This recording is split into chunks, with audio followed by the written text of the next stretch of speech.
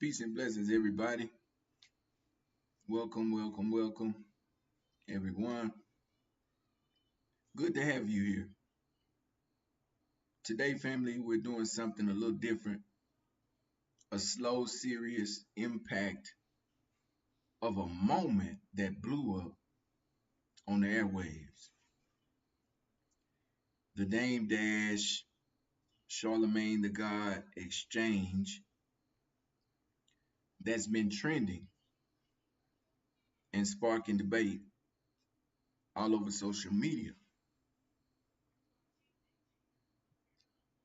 We're going to walk through the controversy, dig into the points Dame Dash made, and then offer a broad perspective um, on what this is about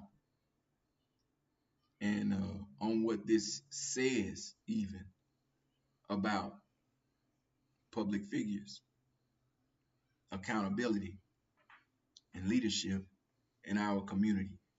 This is not directed at either Brother Damon Dash, in which I really support what the brother was saying. Um, and this is not to knock Charlemagne the God. It is to point out a specific character that is in all of us that we have to shed light on in order for us to fix it. And before I start, family, I'm not here to cheerlead, and I'm not looking for confrontation. In other words, I'm not biased about what I'm about to say to you. It has nothing to do with me. I'm not here to gaslight the facts. I want to give you just context and clarity and a way to think about what happened, why it mattered, and what we should take from it.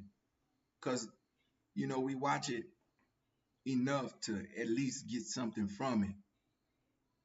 Um, let's begin.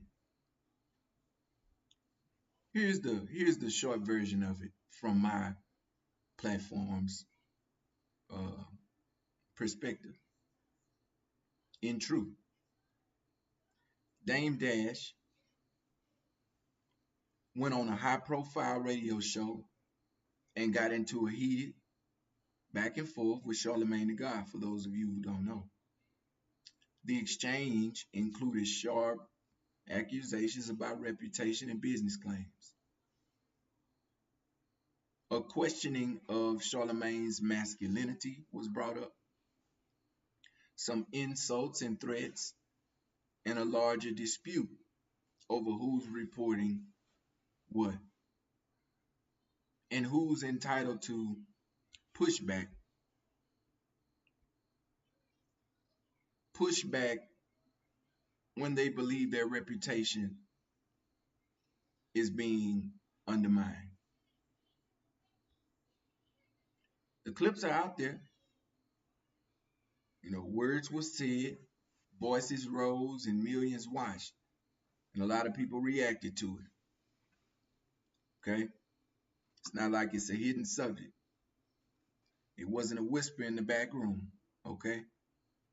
It played out in public and on air and then all over social media.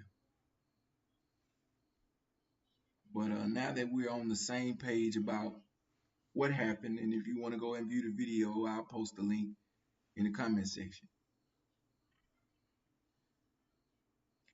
Um, let me say this up front.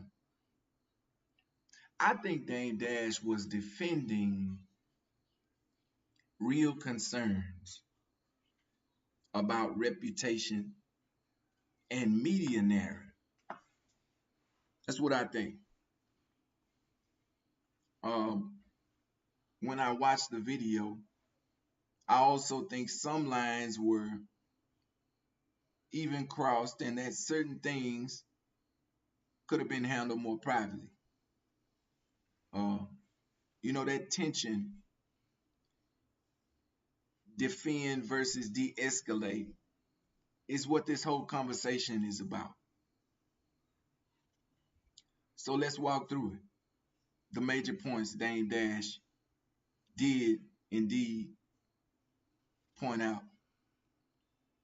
And I want to expand on each point by point, and you also can leave comments in the comment section if you feel like I left something out. But one of the clearest sparks in the exchange was around an announcement Dame made that he was or would be a chairman for Revolt or working with them. On air, Charlemagne expressed skepticism, and when Dame Dash pushed back hard and in publicly and warned Charlemagne not to make up phony sources and claimed he'd take legal action if falsehood were spread. That's a pretty aggressive stance. But there's a principle behind reputation that matters. There's a principle behind it. Reputation is the principle, especially when you earn it over decades, over a period of time, and then somebody come in and say something that will uh,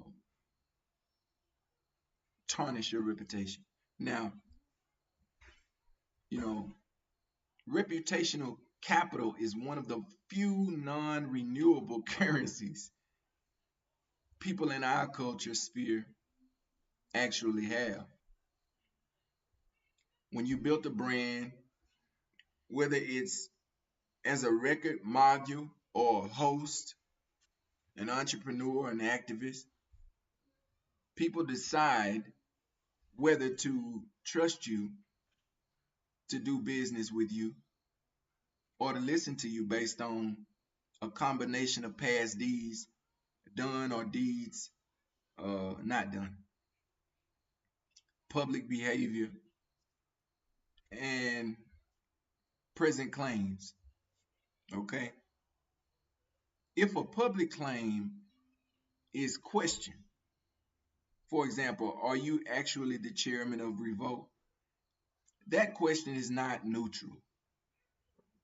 It moves markets, potential partners, and public perception.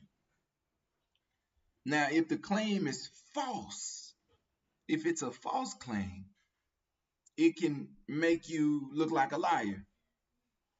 You see, if the claim is true and people suggest otherwise, well, it can unfairly damage your influence. It can tarnish your reputation. Dame's reaction uh, to call out the challenge and threaten legal pushback is rooted in that dynamic.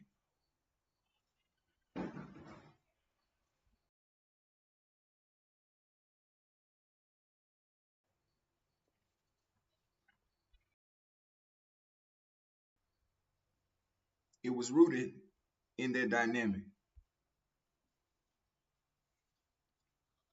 And from a purely strategic standpoint, there are two legitimate responses when your public claim is attacked. Correct the record privately with the partner. Is that right? The partner that's in question. Or two, correct the record publicly with receipts to protect your stature and prospective deals.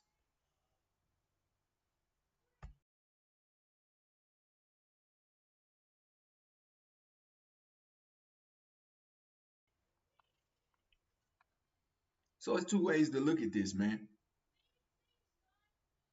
And Dame chose the latter in a very public forum. Why? Some of y'all want to know why. Why did he do that? I want to attempt to tell you why he did it. And I feel like you already know. Because in real time, media ecosystems,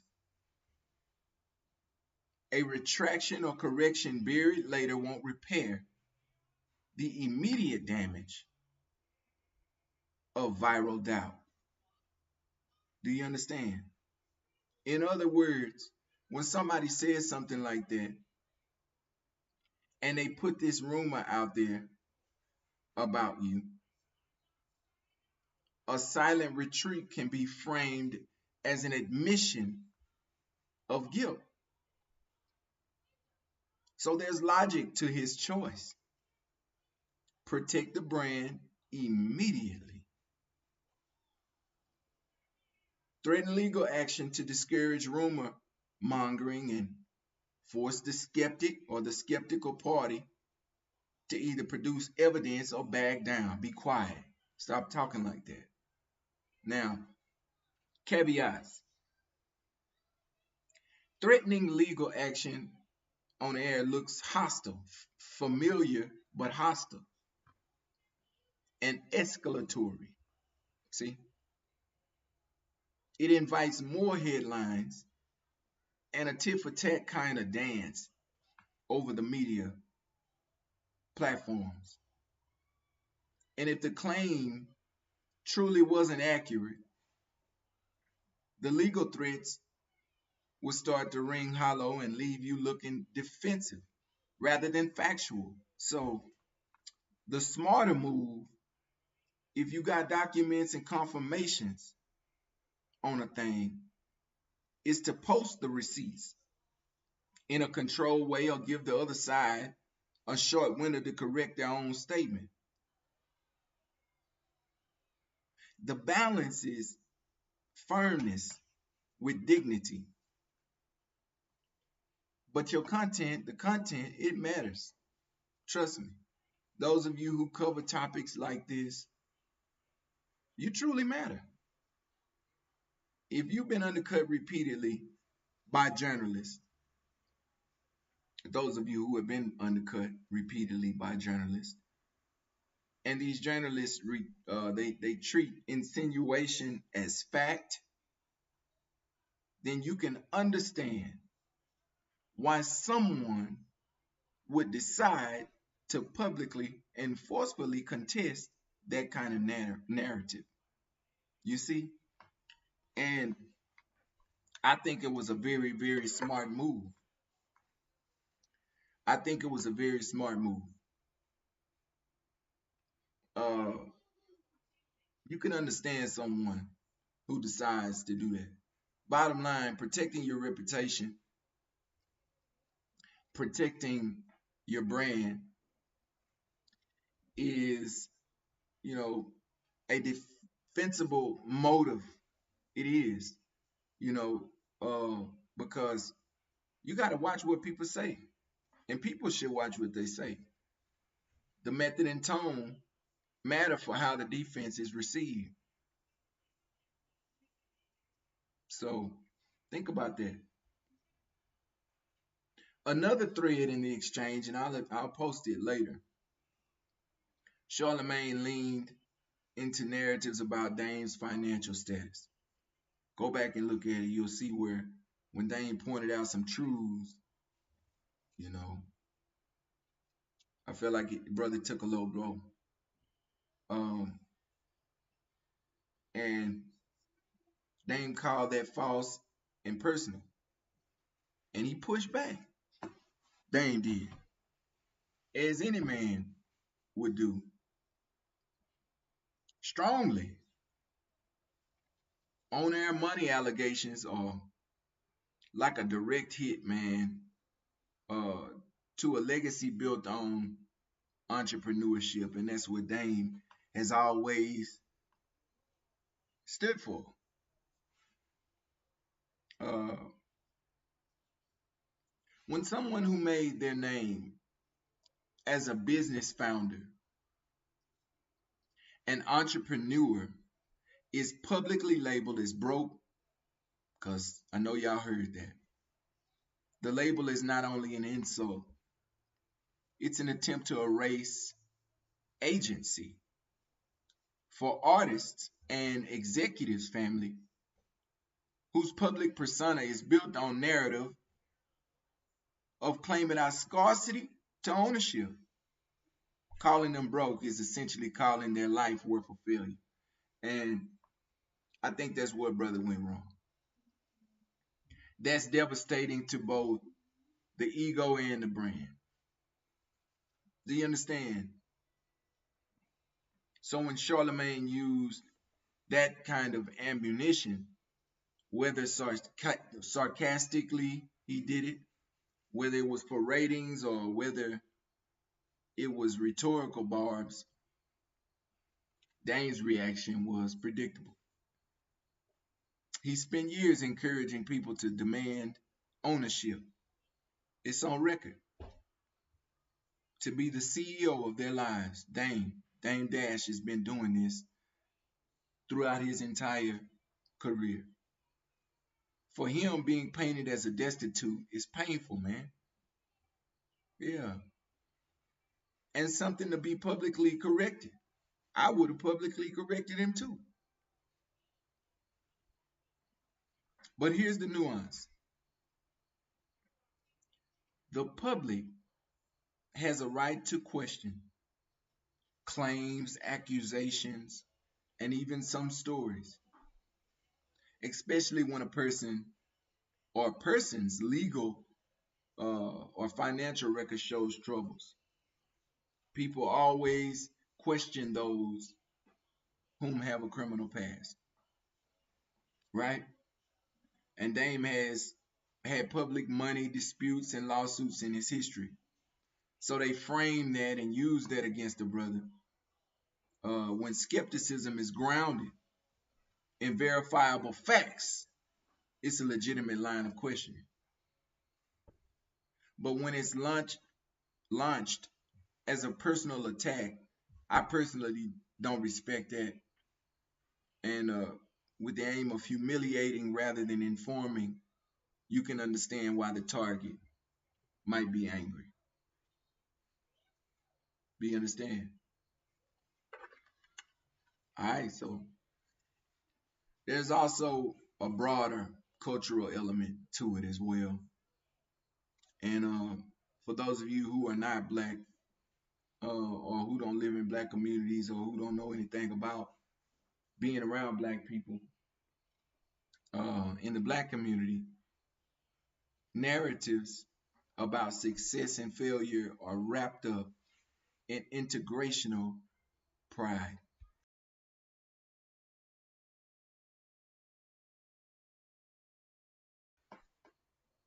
And we have pride. If a high profile black entrepreneur is dismissed as broke, then you got problems. I got furniture coming, guys. Hold on.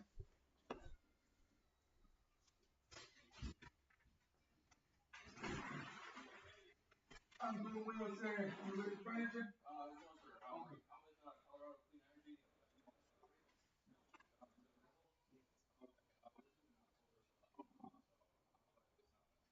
Okay. Yes, sir. Have a good day.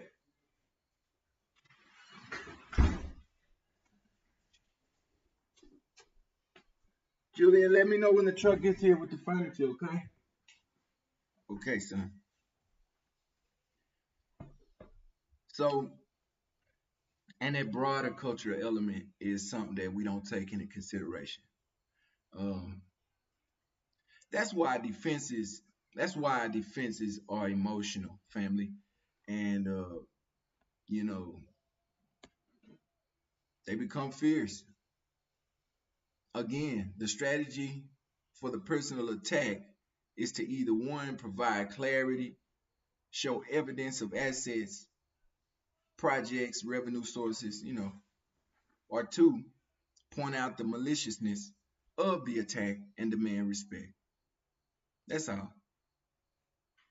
Dame chose to demand respect and contest the narrative vocally while he was on live. Whether that was the tactically best move, it's debatable, but it's emotionally coherent. And I think we need to take a look into it. This is the part of the clip, family, that I'm about to talk about that's real. You know, it got the loudest reaction.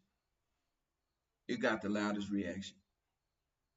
And, you know, Dame openly questioned Charlemagne's masculinity.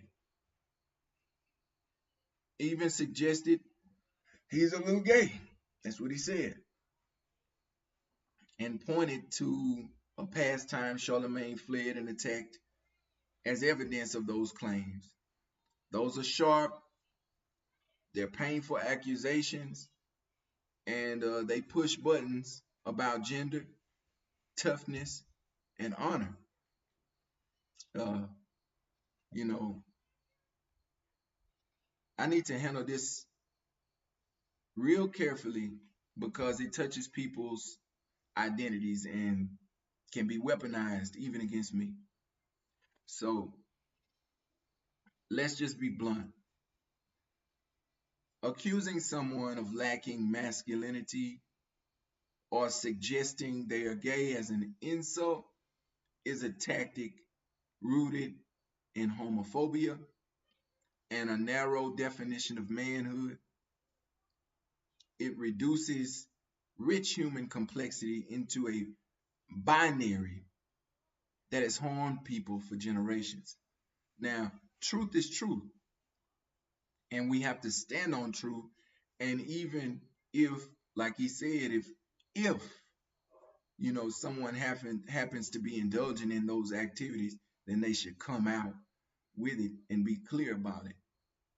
But we must interpret what Dame was doing, family, in context and not in a vacuum. Okay, all right.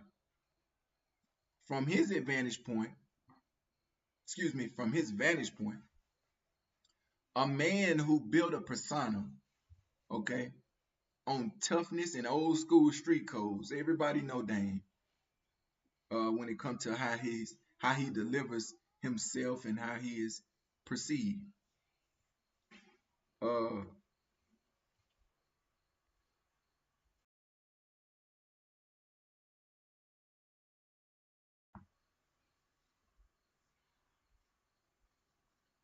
you know, the idea of someone publicly acting in ways he perceives as cowardly, like fleeing trouble, it hits a nerve.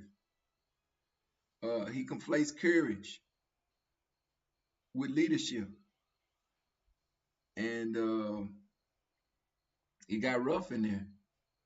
And anything short of that is, to him, disqualifying. So he weaponized sexualized language as shorthand for you don't embody my version of what a leader should be. In a sense, that's careless and problematic. And it's homophobic on undertone and overtone. Because my teacher is able to call out the truth and the lie without harming the person that's even trying to harm him. And it doesn't make my teacher weak. When he does this, it makes him stronger. So it's also culturally resonant. In many communities, masculinity is still tied up with the idea of standing and facing threats head on, and that cultural expectation frames his rhetoric. I agree. But we can parse his intent without endorsing the tactics, if that makes any sense. If Dame's critique is really about courage, accountability, and standing for your words, then the argument could be made without slurs or orientation based jabs. Saying, I don't think he demonstrates the courage I expect from someone trying to claim leadership. Well, That would be a clear way to make a simpler point.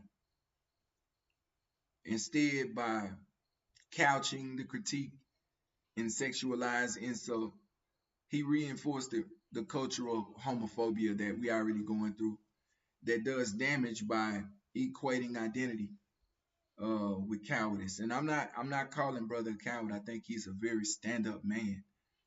I uh I agree with 99% of what he said based on what I understand about us as a people. Not directing it at Charlemagne, but the character, that kind of spirit exists all around. And he was just calling it out. And I think based on some forms of things that were said about him that could tear his whole legacy, his everything down, I think he made an emotional response. And I don't think he really cared about the effects of that response at that point. Um, you know, if that's Dame's real target, then that problem is valid. It was just poorly expressed in my judgment. Um, Sometimes we confuse tone with substance. Substance. Public figures sometimes dodge consequences and hide behind a lot of controversy. Taking a homophobic jab at somebody is really unacceptable,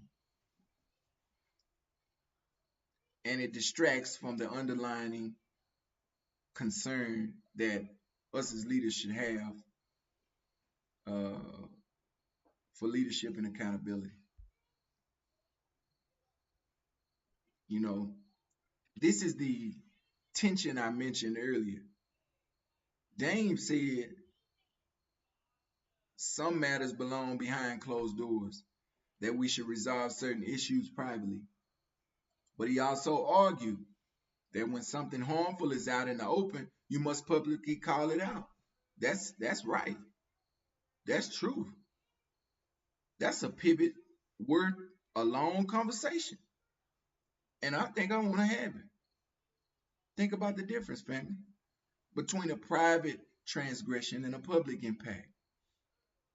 If two people, okay, have a personal dispute,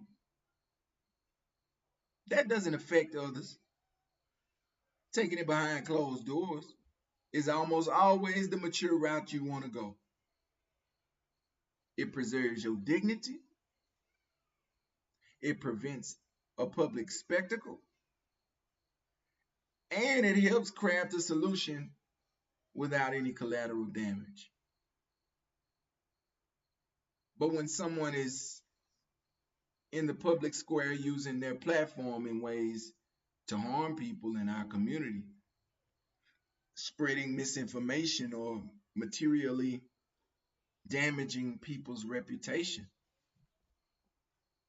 that changes the calculus, baby. You messing with the bag. You messing with the bag.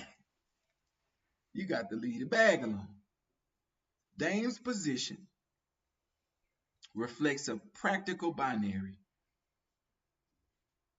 Internal issues handled privately,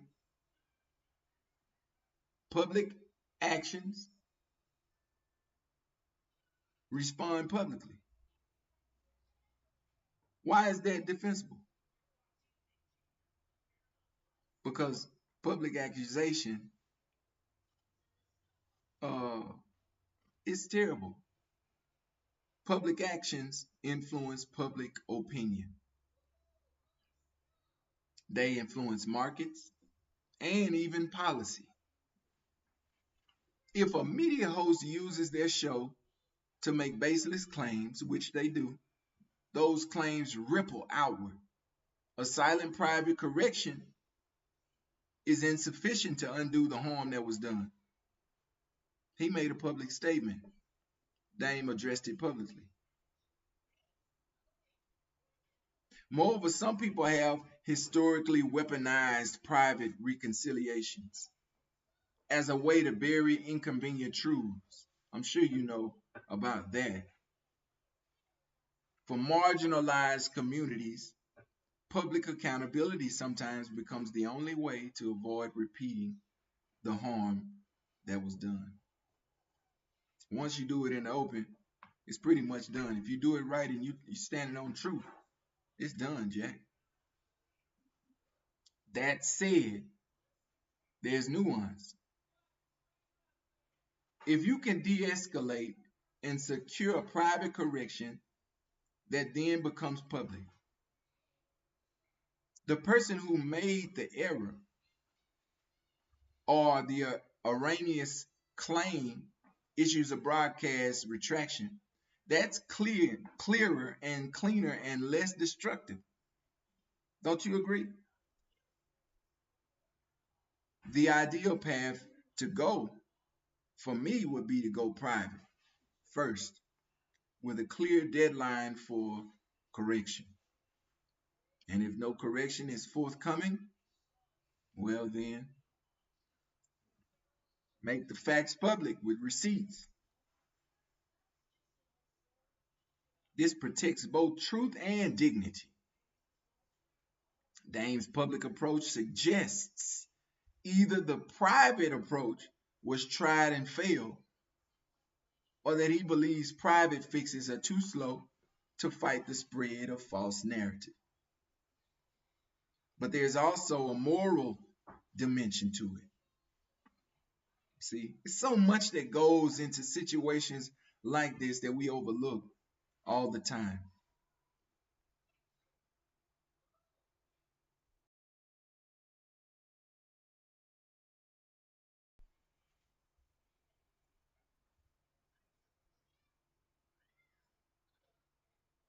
Yeah, we overlook it all the time, family. You know, public call outs can become cause for spectacle and they can escalate and invite dangerous reactions, family. Now, if you choose public correction as the first resort, you risk turning a potentially resolvable problem and dispute into permanent damage. From a community strategy and that kind of perspective, the best practice blends both. You attempt a private resolution first, and if the offended party refuses or doubles down, go public. But have your facts now, and without ad hominem attacks. We don't need you, Dame's rhetoric lean into public defense. Understandable. But the sharper lesson is to use public correction as a tool of last resort, not as a reflex, not as an emotional response. If you agree, man, just hit that like button in the comment section. Cause I think Dame made stinging comments about the show itself, the studio, the host, the choices, the sources they use, implying that the interview environment was uninspiring, and it was. I mean, personally, I don't much watch TV, but that's an attack on journalists and their integrity, and it matters both because talk shows are gatekeepers. I say it again: talk shows are gatekeepers. Now, just take a step back. Radio and podcast hosts wield enormous cultural power. Do you agree? They shape narratives, imply voices, and set the frame for how millions of people receive information. And when a host prioritizes buzzy, digs for insults, or relies on rumors without vetting, they reduce the medium to a public spectacle. That's not neutral. It has a consequence. It rewards loudness over facts, and it conditions audiences to expect raw theatrics rather than the responsible truth and true inquiry. Now, Dame's frustration echoes a broader critique of parts of the media that most of us would agree with. Too often, interviews are designed for viral clips. Is that right, content creators? Not nuance, viral clips. A good interview holds figures accountable, but they also ask some hard questions. And these questions come with precision and fairness. They check their facts, they do their research. They don't operate with a assumption based approach of entertainment first. When a host drops a line like he's broke without context or airily suggests a public claim is false without naming the sources, that's sloppy.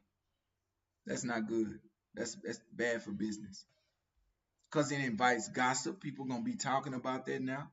And gossip is corrosive. That's deep, man. Now, radio hosts often claim that their job is to press and to provoke. I've been studying this.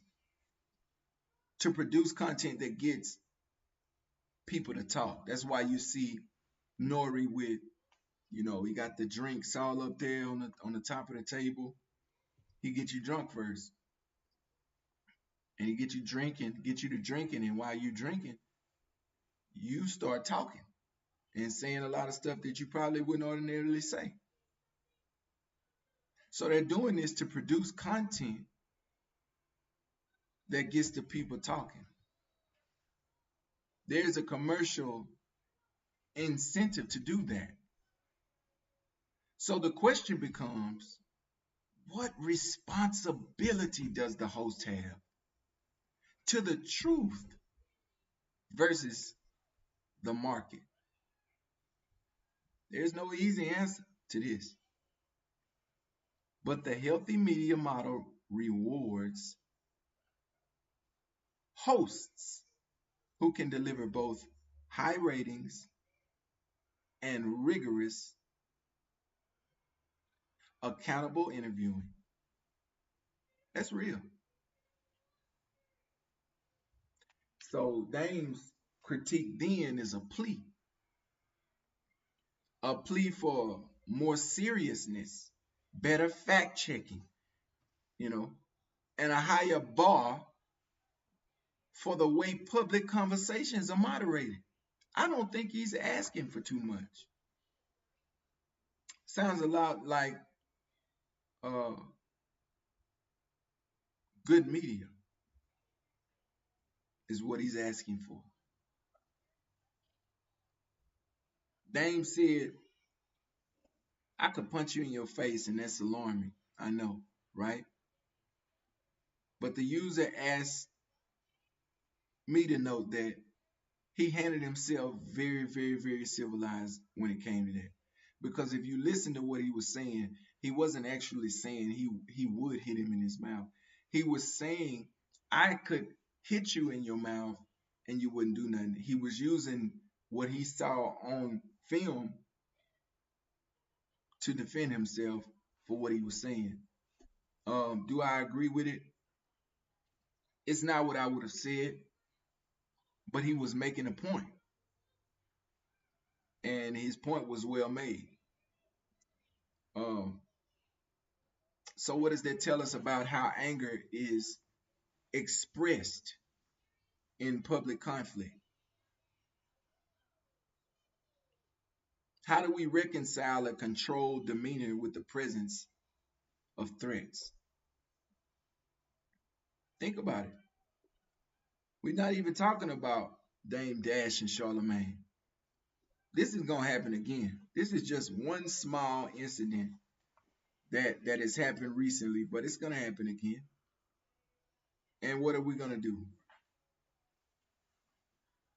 Threatening physical harm on the air is never ideal, and he was not doing that. It escalates conflict. It'll risk real world spillover and can detract from any legitimate critique you might have because now you're in your feelings. But we should also parse the difference between, the content of a threat and the texture of the performance. Dame's delivery was controlled. He wasn't upset or out of character. His cadence, his posture, and his choice suggested someone who knew how to command a room. I think he used bravado strategically. Sharp words, measured tone, and a posture that told the political masses, I'm not playing with you. That combination can read as, civilized because it substitutes performative control for uncontrolled rage. Think of it this way: the person who screams is often seen as unhinged, but the person who speaks quietly while applying consequences can feel more threatening. And it's precisely because they look composed. There's an old code back in the days in certain towns and states, cultural millennials, where calm anger is more potent than explosive anger. I'll handle you, but I'll do it in a way that will make you regret it. That's the posture Dame kind of came with. Now, the ethics implied threats and still threats, and they seem as threats, but I told you what I believe he was trying to say. I don't believe brother was threatening him. Even delivered calmly, though, in certain instances, they send the message that disagreement could turn physical, especially when it comes from black people. And in a public forum, that's dangerous. That's dangerous.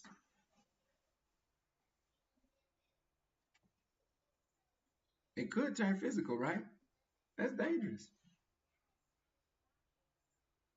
So to defend Dame's civilized bearing is not to accuse the threat.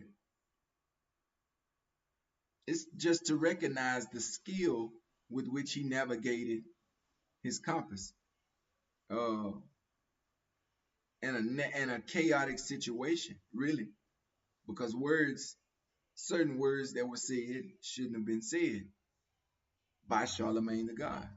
In my math, the better rhetoric move and the one that lands with dignity is to call out the wrongs, demand accountability, and keep legal pressure or formal complaints as the corrective mechanism rather than veiled violence behind the scenes. See, that preserves credibility and avoids normalizing threats as a corrective tool. Now, I know you didn't expect to hear me talking like this, but we're moving into a couple of theses Dame was talking about. He was staking them out, actually. He wasn't just attacking Charlemagne's performance. He was making a broader argument that people would listen to, and people did listen to. He was making the argument that people who behave like Charlemagne, performative, ratings first, sometimes cowardly in matters, will not give us the leaders we need. That's the most substantial claim, and I want to lay it out very, very carefully. To me, this is the heart of the interview. This is the heart of the interview. This is the heart of the new perspective you asked me to develop. Not that Charlemagne himself is the problem, huh? For those of you who wanted me to talk about this, but that the archetype that he represents,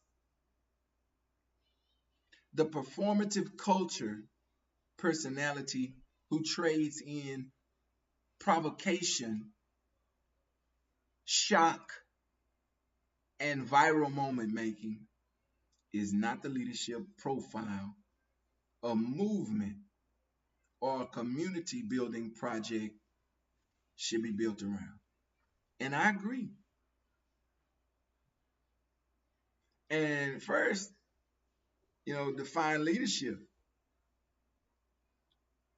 and define it in the terms that really are that matter. Leadership is not just charisma. I know a lot of people with charisma. That don't make them a leader. It's not just being loud or generating clicks, having a lot of followers, subscribers. It's not that. Real leadership involves a vision people can get behind,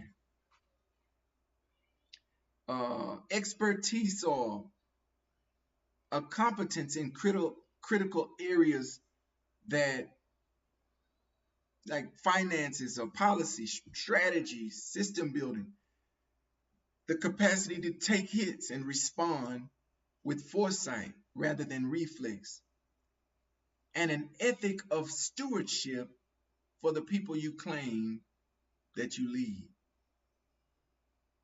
It's one thing to say you're a leader, and it's another thing to be a leader. It's one thing to be a cultural barometer. It's another thing to actually organize, build institutions, and sustain outcomes across the years. Media personalities whose currency is attention often have incentives. And these incentives conflict with long-term leadership. Their job is to keep the audience engaged, not to lose the audience. Polarizing sound bites and scandals. Come on, man. But institutions, schools, businesses, housing initiatives, real news, real media, local politics, real local politics, or local political structures require patience,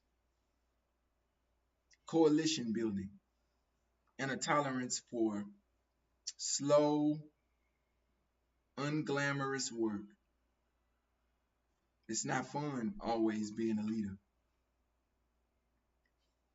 Performative personalities get rewarded for the controversy that they surround their ecosystem around, not for quiet institution building. See, that's structural incentive. Mismatch is important.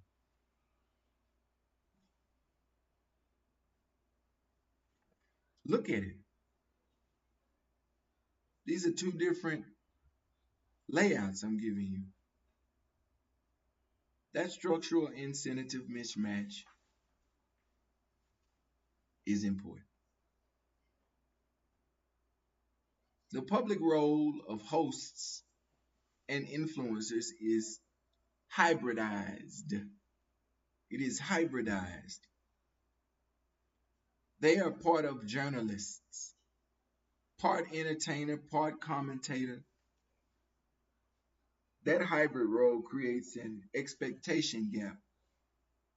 And I tell you about these gaps all the time. Audiences sometimes misinterpret a showman's bravado as a sign of institutional readiness, and they conflate rhetorical skill with organizational capacity. Dame's critique is that when primarily as gladiators for clicks, we wind up with leadership vacuums. We elevate the loudest voices, man. Great for TV ratings, not necessarily great for city council meetings and school board meetings and cooperative bank joint meetings. Come on. So consider the accountability. A leader should be accountable for something larger than their own persona. That means they must be legible in their values, open about conflicts of interest, and consistent under pressure. Personal theatrics that avoid accountability, pivoting from one viral moment to another without addressing the structural issues behind the moment, that don't build the trust. You know, and we got to build the trust necessary for long-term collective action. Now, to be fair, media personalities can and do become institutional leaders. Yes, they do. But the path is different. It requires a deliberate pivot from being a personality to being a builder. Surround yourself with technocrats. Learn governance. Learn governance.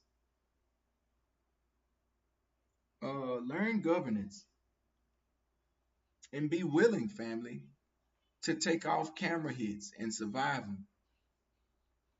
Too many celebrities fail at that pivot because their incentives don't prepare them to subsume the spotlight for the work that they're in.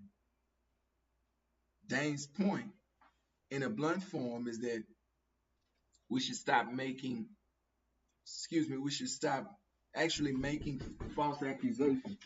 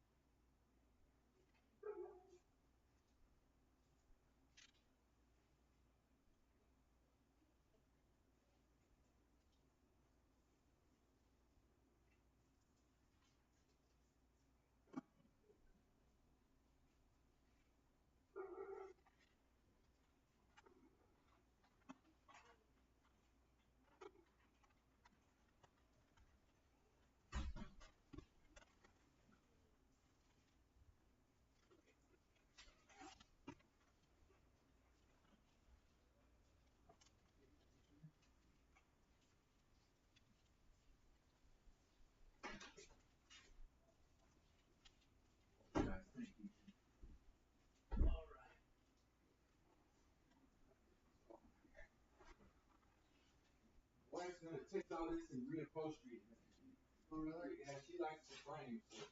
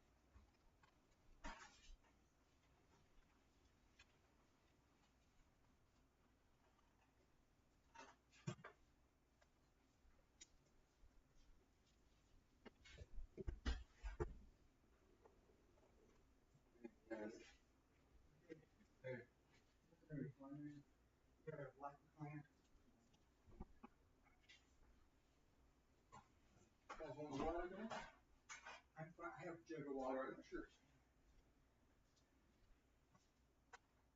Hey, boss, you want a water, man? Okay.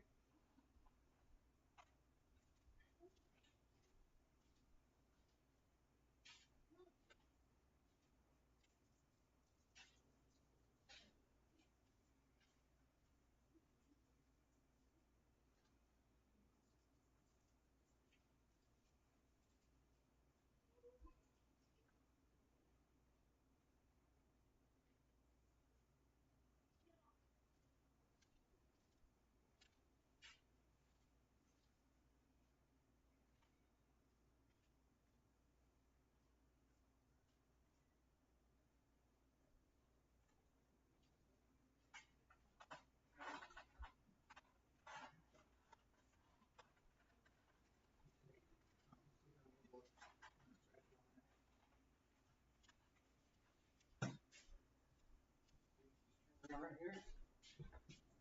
Thank you guys, I really appreciate it. Okay. Over here. First.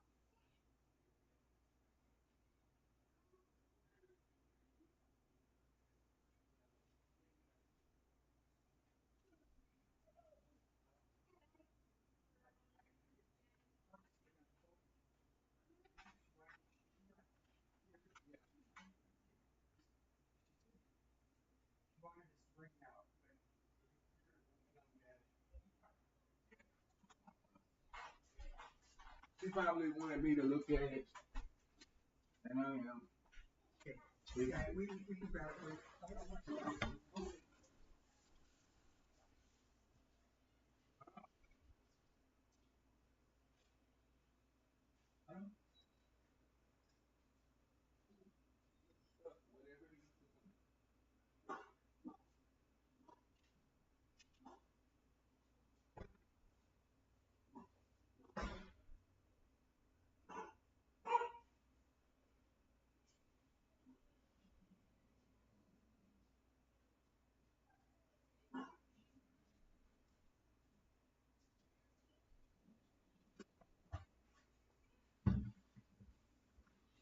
Got my furniture, guys. I got my furniture. So thank you. Um, we're gonna catch back up on this live.